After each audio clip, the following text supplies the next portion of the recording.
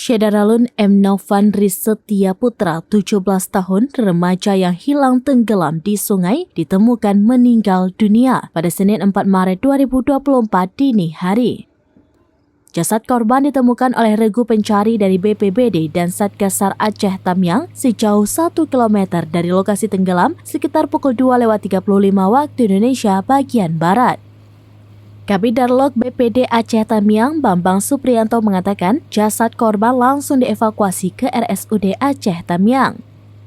Korban yang masih duduk di kelas 1 SMA ini dinyatakan hilang saat bermain di sungai bersama sejumlah temannya pada Sabtu 2 Maret 2024 petang kemarin. Keberadaan korban di sungai bersama 4 temannya sempat diusir pemancing karena sudah memasuki wilayah perairan dalam. Bambang Supriyanto sempat mengatakan operasi pencarian sudah dilakukan sejauh radius 2 km.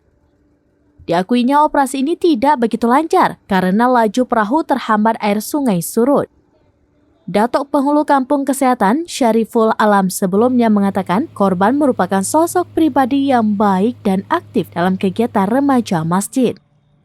Selama ini korban tinggal bersama neneknya di Dusun Setia, sedangkan orang tuanya dikabarkan berada di Riau.